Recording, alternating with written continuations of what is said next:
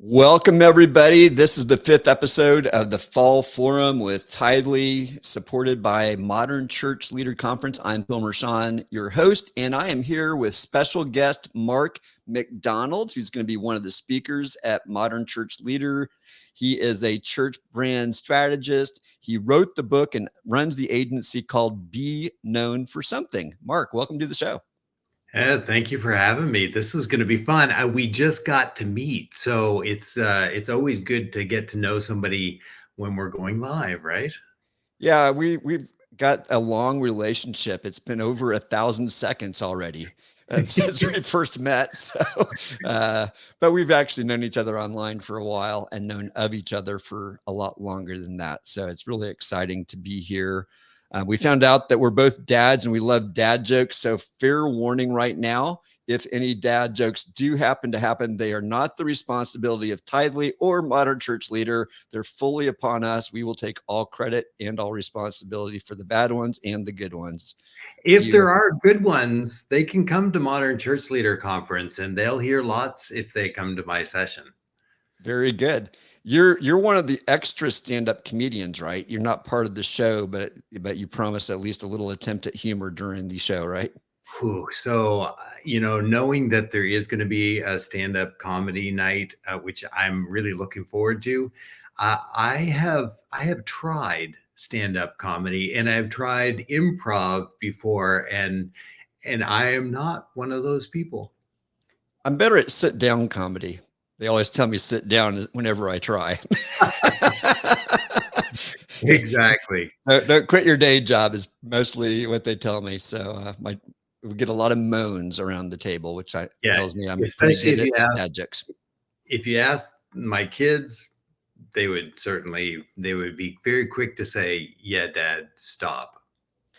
So if you're watching this live and you tell dad jokes and get the same kind of response, go ahead and let us know in the comments. But today we're not here to talk about dad jokes, but we are here to talk about communication. So I guess that is a somewhat of a good segue into it. And Mark, go ahead and just tell us a little bit about your unique angle on how you approach church communications before we dig into some of my questions. Well, and it's interesting because Phil, we were talking just before we came on about how long we've been in this. I mean, I've been doing this for Be Known for Something has been open for 23 years, but I've been in communication and branding and marketing for 38 years, which the time has certainly flown by. I think I get a gray hair for every year or something. But what's interesting is I'm Canadian, so people will hear out and about and house. But what's interesting is that I started in the agency world, in the secular agency world, and as senior creative director for one of Eastern Canada's largest ad agencies, I got to work with a lot of great people, and I also got mentored by a lot of people who worked around me. And what I realized through all of that was, why doesn't the church know this stuff? And so my wife and I started praying that somehow God would use what I'm learning in the agency world for His kingdom.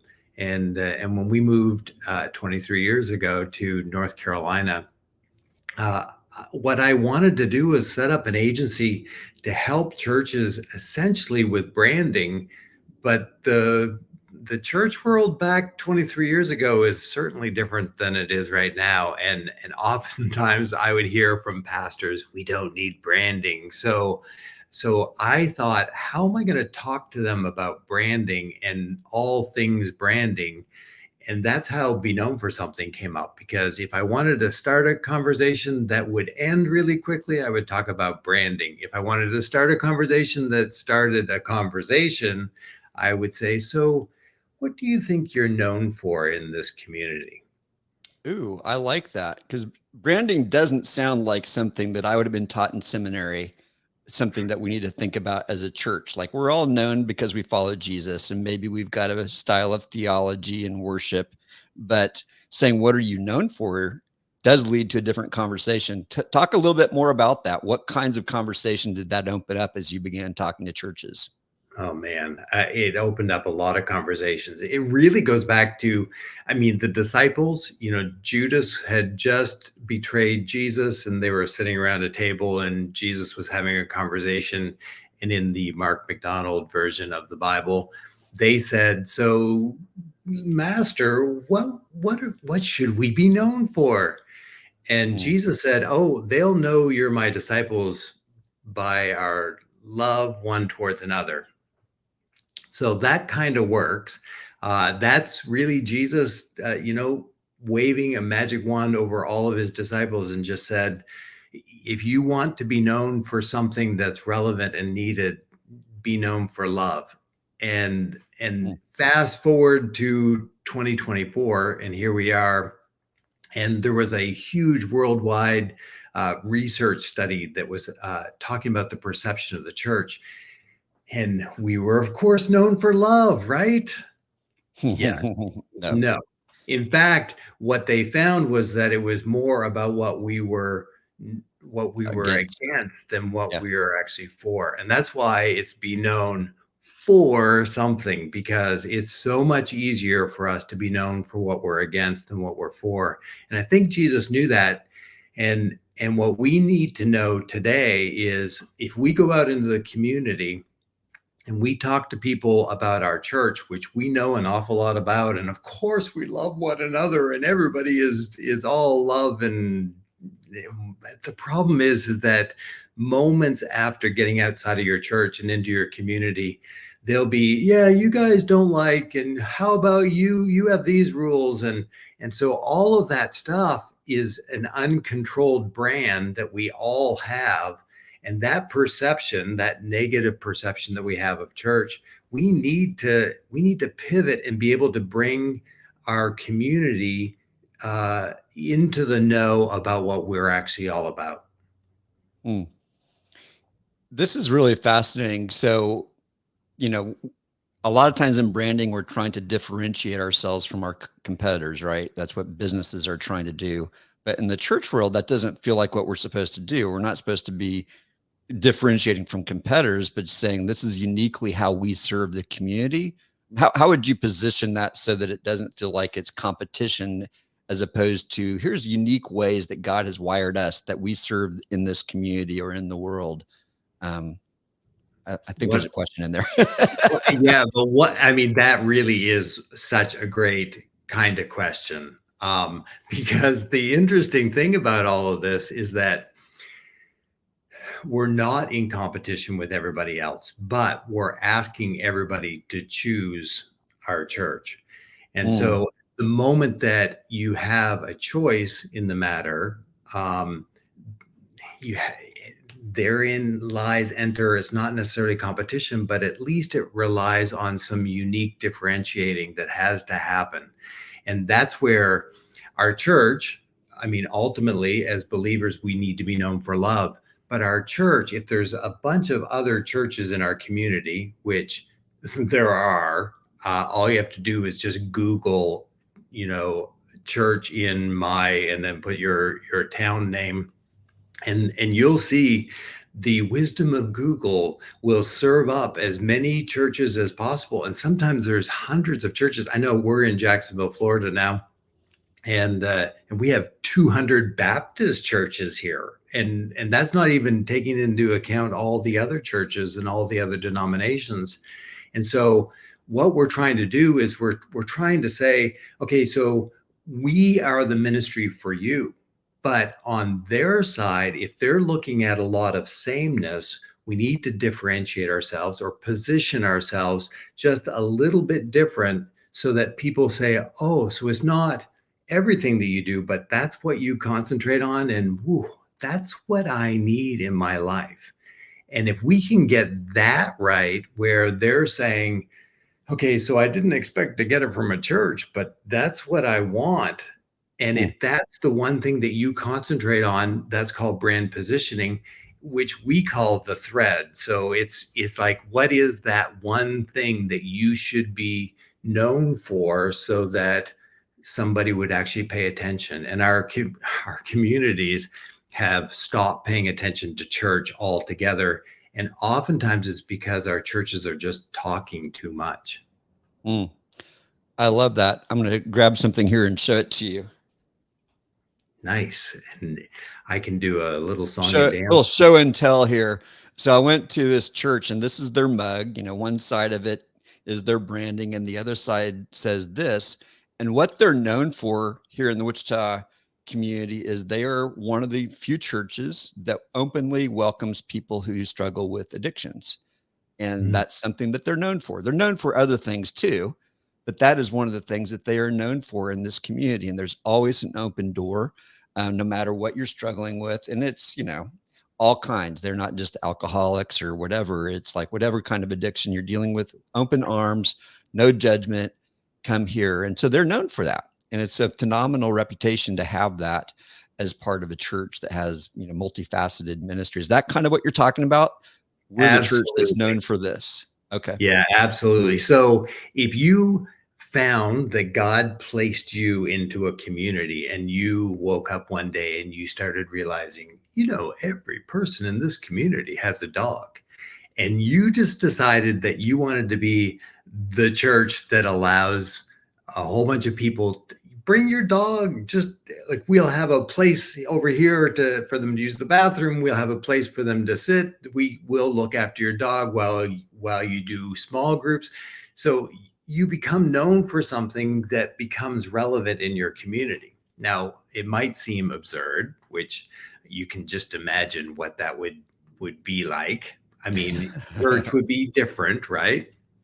But it allows you to especially if you talk to everybody in your community and you find out, well, Sundays is the day that I go to the dog park. Well, why not open a dog park in the back of your church? So all of that stuff is like we have to we have to stop expecting them to come and experience our church for the very first time, because back in the day it used to happen, but not today. You know, Phil, I don't know about you, but when my wife and I go through the back and forth of where are we going to go out for dinner tonight, and it's I don't know, where do you want red meat, do you want chicken, do you want fish, and back and forth, and then either one of us will say, I don't know, did you see the TikTok ad that popped up for that new restaurant that's in town?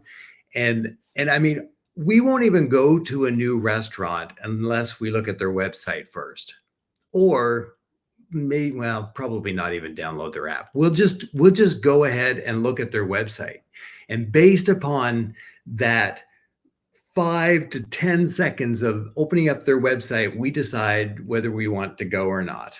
And that's where our church world has changed, to the point that our communities don't even know that they need church, because they have absolutely no clue why a church, like, why do I need a church?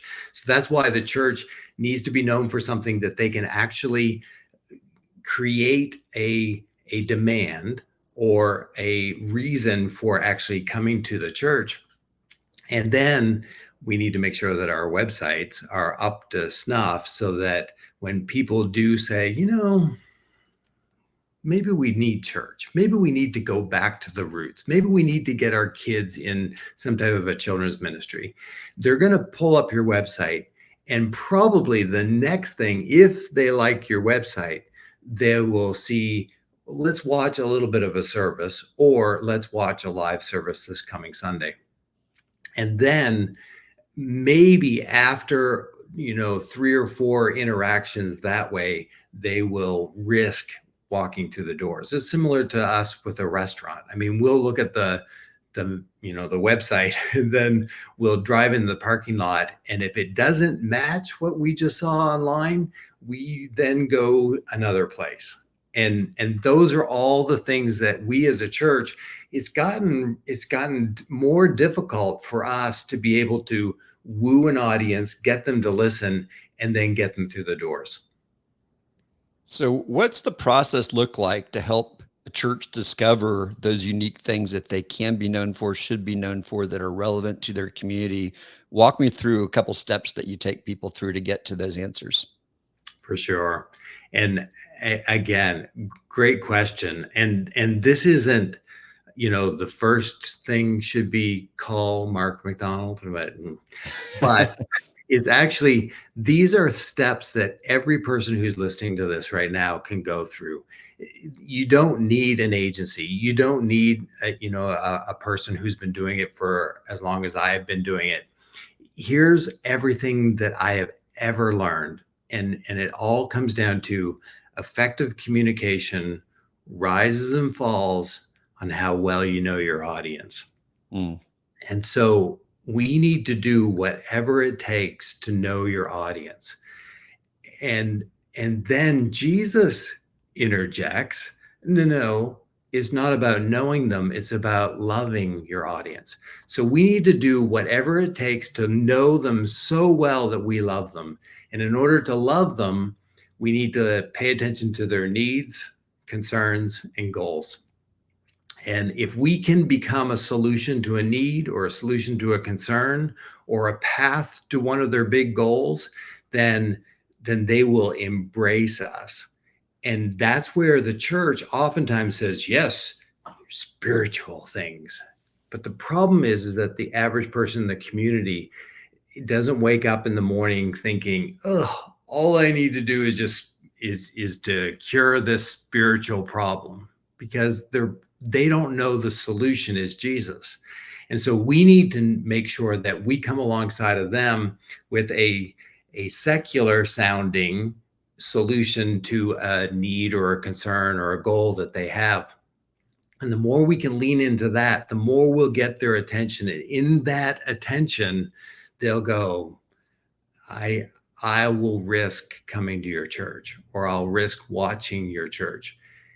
And then at that stage, then it's a matter of connecting them to the gospel of Jesus Christ, because that's what we're all about. When you say secular sounding, I think what you mean by that is we're using the language that they're using, not the language that we use inside the church. Is that fair?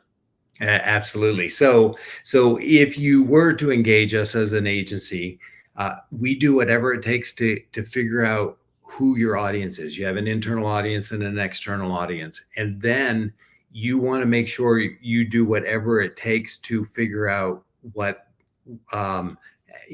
what their needs, concerns, and goals are. So internal audience is your congregation. We do that through mystery visits. External audience, your community, the reach area of where your church is actually reaching out to. That we do through demographics. But the other really cool thing that we do as an agency is we do listening groups. So these focus groups that we set up, they're based upon age group, because if you put into a room a group of people about the same age, they will have similar needs, concerns, and goals. And so we start talking to them. And exactly what you said, Phil, we want the thread, the thing that you want to be known for, to spring from their language. And then we also look at the community and their needs, concerns, and goals, and say, okay, so this is a bucket that they would feel is a big need or a concern or a goal. And then we do this big Venn diagram where we look at internal versus external audience, and what's the language that they're using. And when I say to people, so why did you start coming to this church? They don't get real super spiritual. It just very rarely ever does the gospel come up. And that's usually what every pastor says. Well, we want to be all about the gospel, so our thread is the gospel. You will turn a lot of people in your community off. They don't know that they need the gospel. Instead, they do need something. It's kind of like, so Jesus, it says that he went a great distance away from his disciples and sat down at a well, and he rested. And then this woman comes along who would never ever pay attention to a man at the well, or let alone have any conversation with a man. And he starts to engage with her. But in order to engage with her, imagine as as the ruler of the universe, the God of all gods, the person who can look into her soul. He looks at her and he talks to her about water, which is just a secular thing, but it's why she was there. And in that engagement, when she looks up and thinks, why is he talking to me? He says, well, what if I could give you water that you never thirst again? And then she says, tell me more. And that's where our churches today, if they only talk gospel, the community says, tell me less. And we need to get to a point where we're offering something to the community so that they say, tell me more. I love that. And if you're at the well and you start talking about the law and the prophets instead of talking about water, it's like out of context. So I think that's what I'm hearing you say is we know people are going looking for water, looking for a dog park, looking for whatever. How do we answer those questions? So I can imagine pastor, church sitting here and saying, man, we're really good at these things. You know, we have awesome worship and we are gospel centered in our teaching. We're thorough. We're disciplined in all these things. How does what we're good at apply to what we should be known for? Like, do we even worry about that when we're starting this conversation, or is it completely focused on here's the community, here's the needs, and then do we worry about what we're good at, or do we say, you know what, we need to become good at that because that's what the community needs? What's your thoughts on that? Yeah, and I guess that, I mean, again, great questions. It's interesting because it depends on where you're at in the relationship journey. So the relationship journey that you're trying to have with your community or your congregation, it depends on whether you're at the beginning, middle, or the end. And oftentimes at the very beginning, they don't care about all of your stuff. I think that, we've all met those people who only like to talk about themselves. And somehow I feel like that's me right now. But it's that feeling of you run into somebody and in order to have a conversation, they need to make you feel special and vice versa. Like that's what a conversation has, like that's what it means today. And I think we all suck at it. I mean, we can all do better at that. But oftentimes the church comes across as only wanting to talk about them. And the more they talk about themselves, the more the other person just tunes it all out. And so at the very start of a conversation, this is not about you as a church. It's about them as a people group outside of your church. And that's why, again, that initial, we do everything on reliable research. We always go back to the research of your community because we want to know where the growth potential is, but we also want to know your congregation because we want to keep them. And so as we're focusing in on that group of people, the audience, we need to know what matters to them so that we can talk about their needs rather than what we have as a solution. And if we're going to want to, get the attention of an audience that's out there that is dying and lost and going to hell, which we understand that we have the solution. If you jump to the solution too fast, they'll just tune you out. Yeah.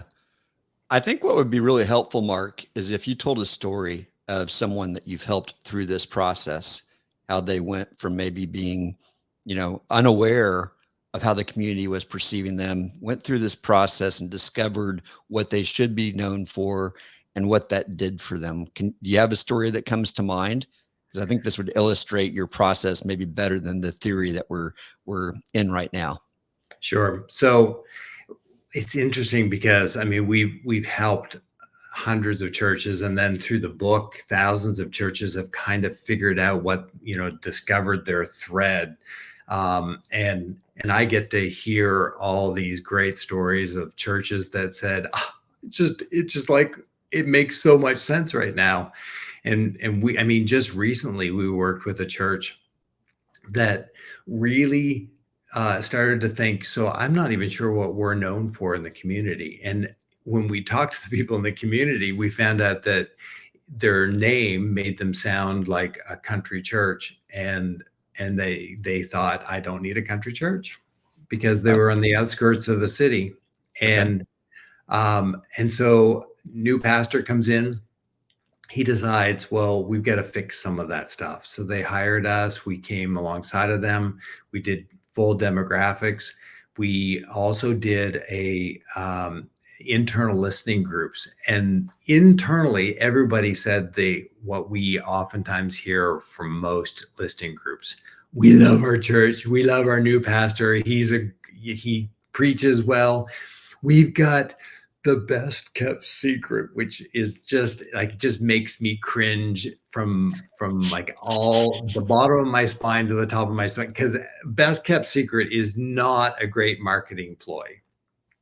um and so we always ask, it's like, so what is the best thing that you have to offer? And when they start talking, they have no idea. Like, there's just too many concepts. Mm, And that's really what marketing is marketing is taking the, all of those concepts, creating a thread which becomes their language, that they can go outside and start talking. What I realized along the way is that they haven't launched their thread yet. So I don't want to launch their thread to a group of people. But so what ended up happening is they ended up changing the name of their church, which isn't always necessary. Um, but we came up with a thread that the community, what was interesting is that the pastor said, I was blown away. We put up a new sign.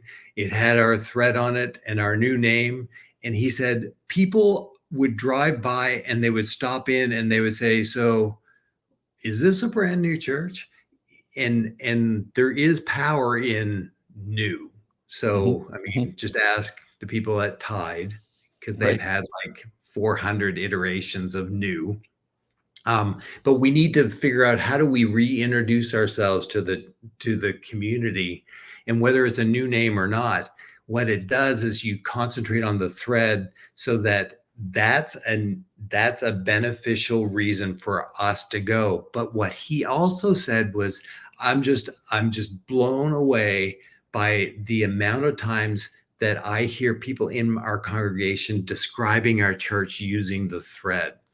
And that's where there's power in a good brand thread, is that those people, when they're out in the, in their workplace and in their community and running into people, there's always the question of, don't you go to a church? Why do you go to your church?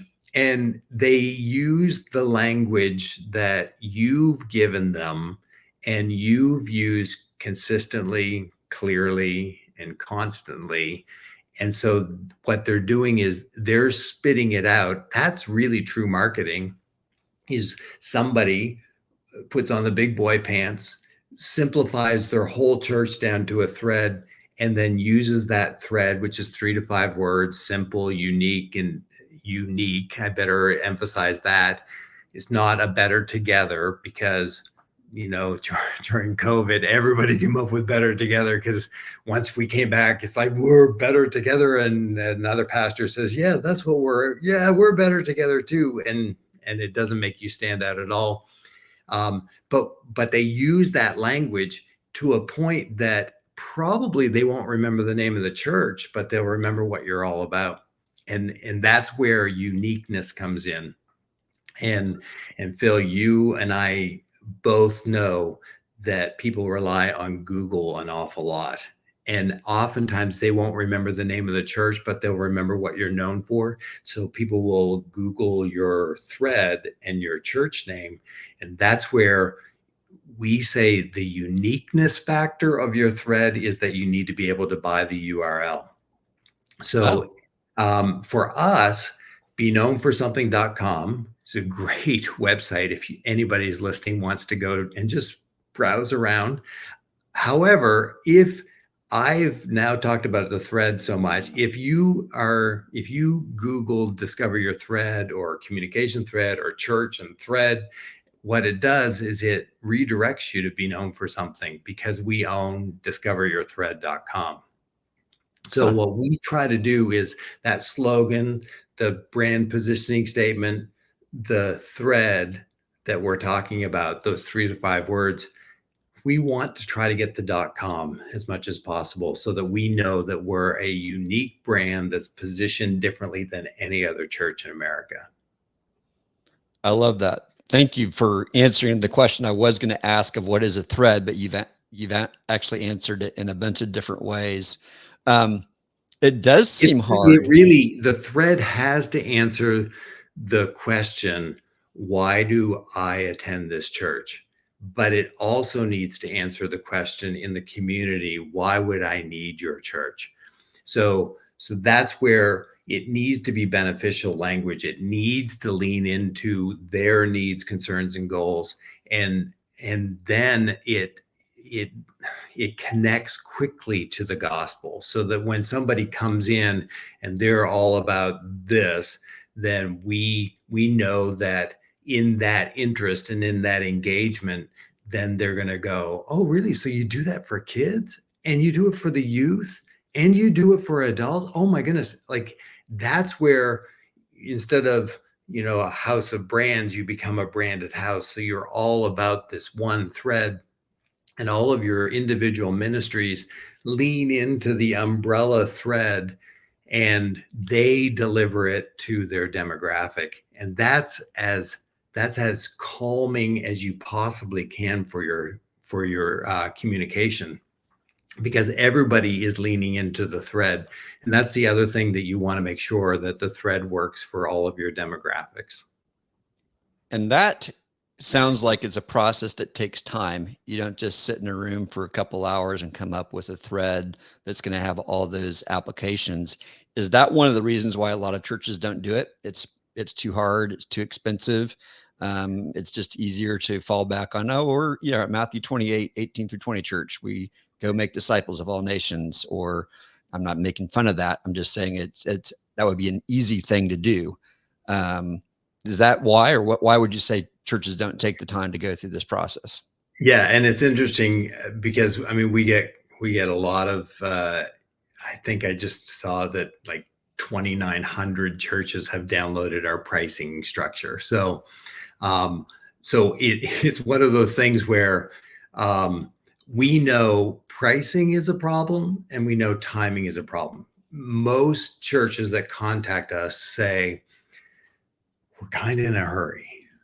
And it's like, oh, really? What does a hurry mean? And I just talked to a church yesterday who said, like, could we get this done in a month? Yes, we can do it in a month, probably, but like, quickly, then it goes to, so how much does this cost? And if you want us to rush it, it's going to cost a little bit more. But what we did was we created the fastest way to a church rebrand. And Phil, obviously you don't know. We actually sit in a room for a few hours, and we come up with the thread with the church. So what we do is, in 2 to 3 days, we come with all the research. We've done the focus group, the mystery visit, the demographics. We compile all that information. We arrive, and all the leadership of the church is in a room for we want 3 days. Oftentimes the pastor goes, 3 days? Are you kidding me? I'll give you 2. So if 2 or 3 days, and then together we say, here's what we found out through a mystery visit. Here's what we think your first impressions is like. Here's what we know your demographics are saying to you. Here's the potential, how many people are low-hanging fruit for your church. and here are their needs, concerns, and goals. Then we do listing groups, we do the overlay, and that's usually the full first and almost the, you know, first and a half day of what we do in the retreat. And then the last half day, or we'd like to have a full day, we start brainstorming it. What are the need buckets that we need to be drawing from? What are the concern buckets that we need to be drawing from? What are the goals that people have in this area? And then from that huge area, then we start putting together some words. So what words would go with this? And those are the keywords that people would be Googling, which helps us on the SEO side. At the end of it all, we start planning all of that out on a big whiteboard. And then we slowly get closer and closer to, what about these 3 words? What about these 5 words together? And then I always have somebody in the leadership group, okay, open up your phone, go to register.com. Let's see if we can find the URL for this. Okay, that one's not available. So what if we change this word from this other bucket, and we just start playing and putting things together? And right now, we're at about 95% of all the retreats that we've done, that by the end of the 2 to 3 days, we end up with a thread. Now, and have the URL purchased. So it sounds to me like outcomes of this are, this is going to affect our sign. This is going to affect our website, what we talk about, what we want to be discovered for. When people are searching online, it's the way that we train the congregation to talk about who we are differently, because now we've got new language that we can use. A question that comes to mind is there a difference between a slogan and a thread? Yes. No. So, okay. In the grand scheme of things, a good thread, which is brand positioning, a good thread is a great slogan.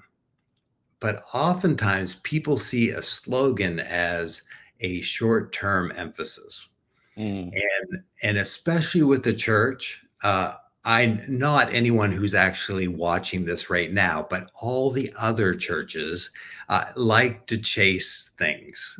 It's like, squirrel, there we go. We're going to go after that. We get bored. We get kind of, it's like, well, we've been doing that for a while. Let's move on. That's another good thing, that we want to make sure that the thread is broad enough so that you can hold on to this thread. Here it is, for about 10 to 12 years. So most slogans last about as long as a sermon series, which is as short as possible. Right. And the problem is that this is DNA based. This isn't based upon the church necessarily. This is based upon the community. And as an aside, I mean, a lot of times churches will call us and they'll say, so we're in a little bit of transition right now. Our pastor just left, and we're looking for a new pastor. We know we need a brand because we really don't like our brand. Should we wait, or for the new pastor to come in, or should we do it before we get the new pastor? And it's a great question. Yeah, it is. For me, this isn't about the pastor. This is about the people. So we need to figure out, before you find a pastor, what is it? What are the needs, concerns, and goals? And then what do you want to be all about? Because this will attract your community, and then go out and attract a pastor who goes, man, I could speak to that. And that's what he's going to have to do for the next few years. That's a great point, because most pastors don't last more than 7 years unless they're the founding pastor or some kind of unicorn. So they are probably going to this thread's going to outdate them or outlast them. So I love that you answered it like that. Well, and sometimes there's a difference between a personal brand and a corporate brand. Your church becomes known for something. Your pastor oftentimes becomes known for something. If if he's known for the thing that your church should be known for, that's where, God just unites those messages. He will breathe those messages. Like oftentimes Mm. people will say, like, won't we get bored of this? And the answer is, you will. If you know how many times I say be known for something or discover your thread, and I've been doing it for 23 years, am I bored with it? Well, it rolls off the tongue pretty fast, I have to admit. But I love it. I love branding. I love helping figure out how can the church get the community's attention so that we can share the love of Jesus Christ, and that we can share the gospel to a world that desperately needs it and doesn't know it.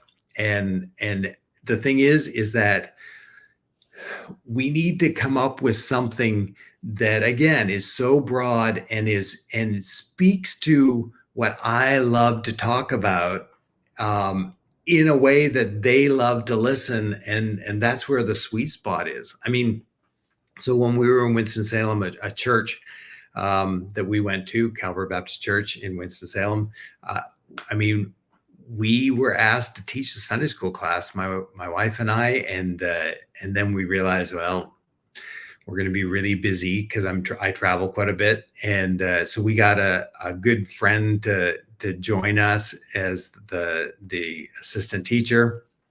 And the two couples, like, we put our heads together, and it was like, okay, so what are we going to do for a Sunday school class? And then Stan Cotton, who is the voice of the Wake Forest Demon Deacons, he was a great friend, and he said, I hate to break this to you, but I think we need to be known for something. And so I thought, okay, there's the dad joke in the midst.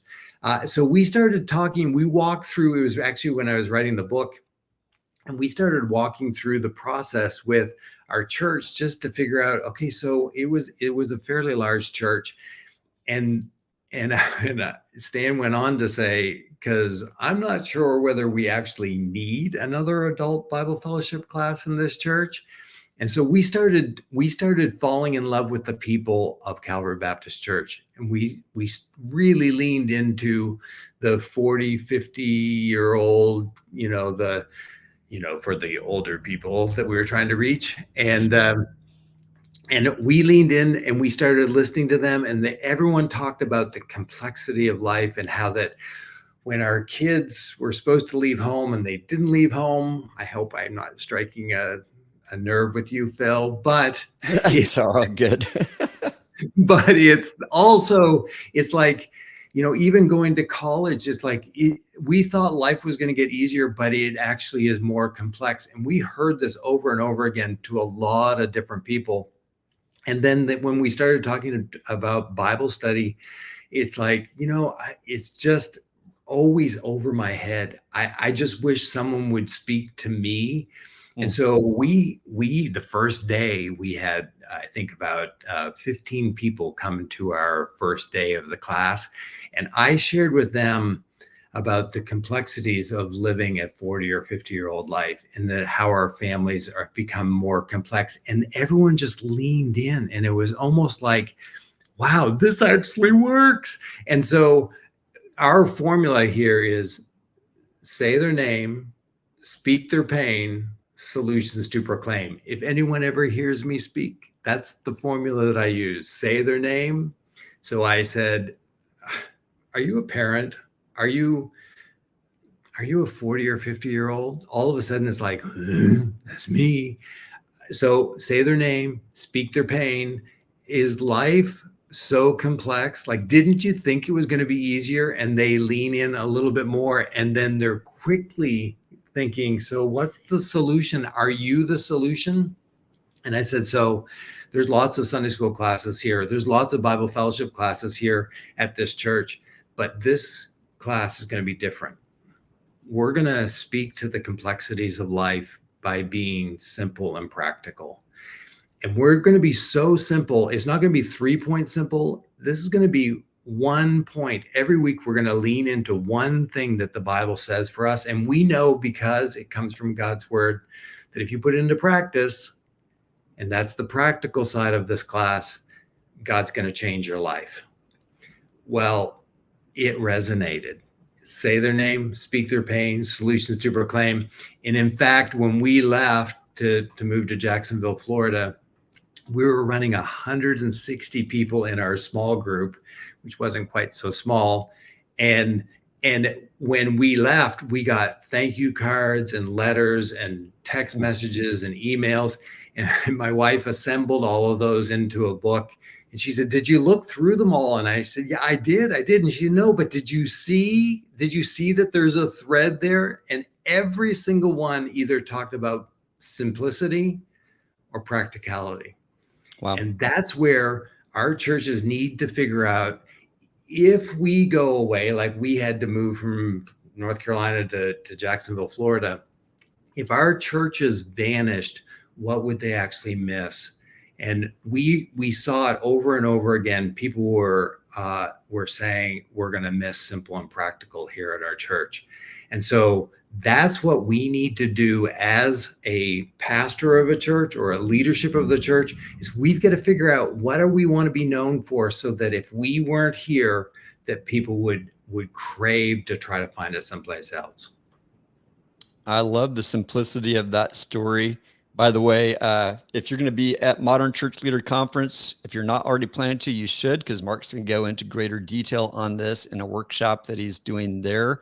And this URL gives you a discount, name your own price, NYOP, literally. The team at Tidely is going to accept whatever offer that you make to them. So we would encourage you guys to show up there and be part of that. You know, something that story is something that every pastor should be listening to, because the average church in America is far below 150 people. I forget the most recent stats, but I think most churches, if you look at all of them together, are under 100 people. So if you could grow a 15-person class to 160 people by following your 3-step process of really understanding who these people are, naming them, identifying the pain, and then, you know, I'm not going to use your words, but, you know, having a solution to proclaim, I guess is what you said. Say their name, speak their pain, solutions to proclaim. In fact, Phil, yeah, I have a little poster that says that on it. And if people go to beknownforsomething.com/subscribe, not only will you get tips and tricks from me for every week for the rest of my life, but you'll also get a little downloadable PDF that you can put alongside of your computer, so that you keep remember, every pastor, every ministry leader, every communications person needs to fall in love with their audience and say their name, speak their pain, solutions to proclaim. I love it. It's so simple, and it does take the focus off, how am I different from the church down the street? And it's a much more focused conversation of, how do we uniquely serve the community that God has put us in? And what's the way that we can talk to them about pains that they have, and then addressing that. And I can totally see how it's going to reshape the way that you do ministry in the church, and frankly makes marketing and branding a lot simpler when you have this kind of clarity. Would you agree? Absolutely. And what's interesting about all of this, I mean, it's called branding, but it really, I mean, a lot of times people think of marketing and branding and, you know, it's this, you know, the way you get profits. But really, all marketing is just a great solution and an audience that needs it. And then how do we make sure we marry that together? Like, to me, that is evangelism. If we have the greatest solution ever been given, which is Jesus Christ, who died on the cross for us, and we know that there is a world that needs that, then we need to do whatever it takes, short of sin, to be able to bring these things together. And that's what good marketing, good branding does. It just gets their attention, leans into them, they feel loved, so that we can become known for love. And then we can offer the true solution, which is the gospel of Jesus Christ.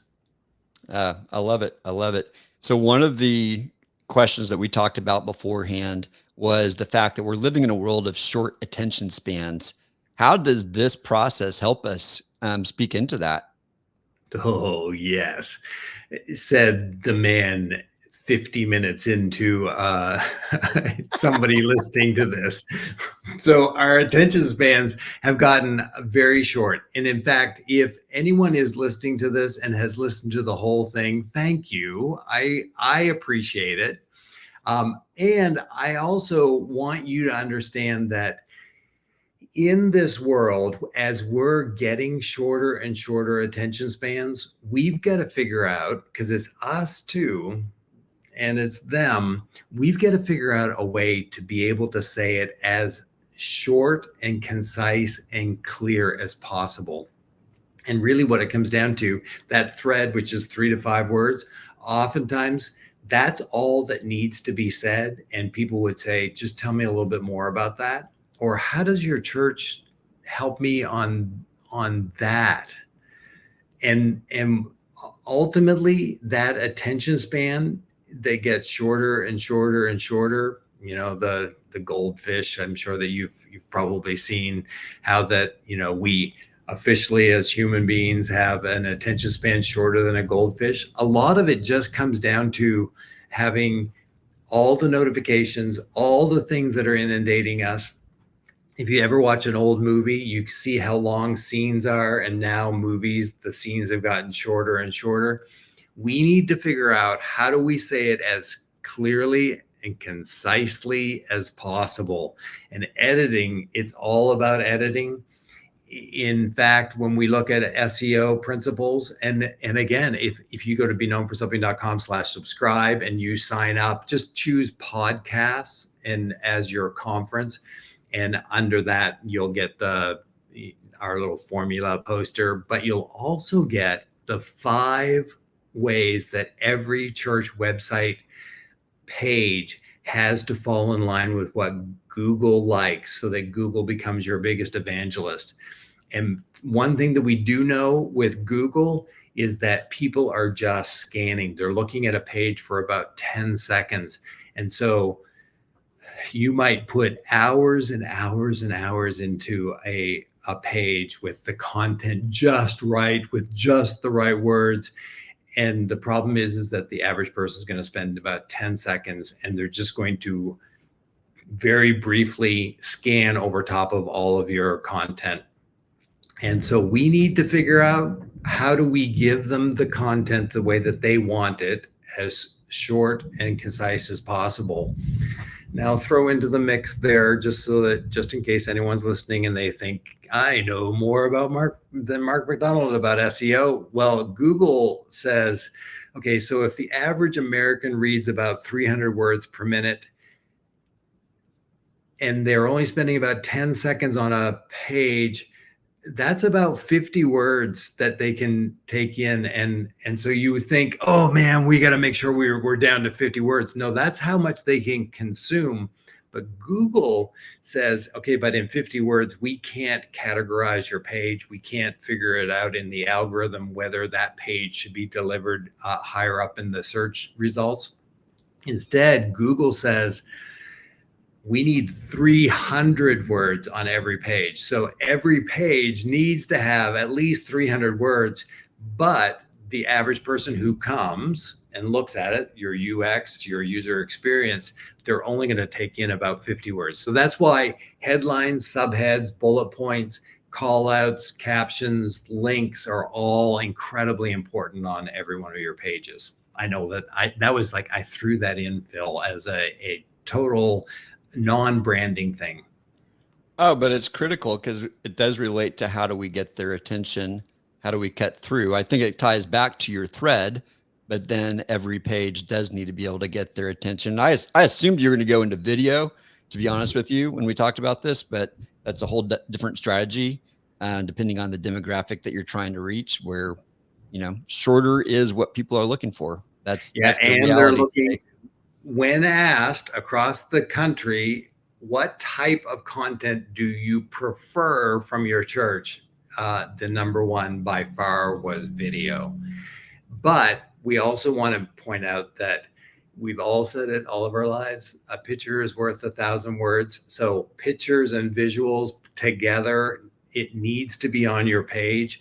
And a lot of times people are scanning down across your page and they're looking at those visuals, and the video keeps them there just a little bit longer, which Google will love, and they'll point all of that out. Well, we could go into all those strategies in depth. Let's bring this back to a close here, Mark. We've been talking about discovering your brand identity and your unique voice and what you uniquely, as a church, have to offer to the world. What would be a closing comment or two that you would have? You know, what it really comes down to, and I hope that this encapsulates everything, is that the church can keep talking a lot and no one's going to listen. Or you can discover your thread, those 3 to 5 words, have everything unite underneath that umbrella thread. And what you eventually will be known for is saying less so that people will listen more. Ooh, I love that. Say less so people will listen more. You heard it here from Mark. You can go subscribe to him at Be Known for Something /subscribe. And he's got all kinds of goodies for you if you do that. And both Mark and I will be speaking at the Modern Church Leader Conference. We would love to see you there. If you follow this link with the NYOP at the end, you can literally name your own price and the team will honor that. And you can bring members of your team. We're going to have a great time. There's a lot of, I think, over 40 speakers and a stand-up comedy night. Mark and I promise that we will be sitting down. We will not be on stage offering comedy. We'll let the pros do that. We'll just be there heckling them. So thanks, Mark, for being part of the show today. Thank you, everybody, who listened, particularly those of you who listened all the way through to the end. We appreciate you. Go have a blessed and great day.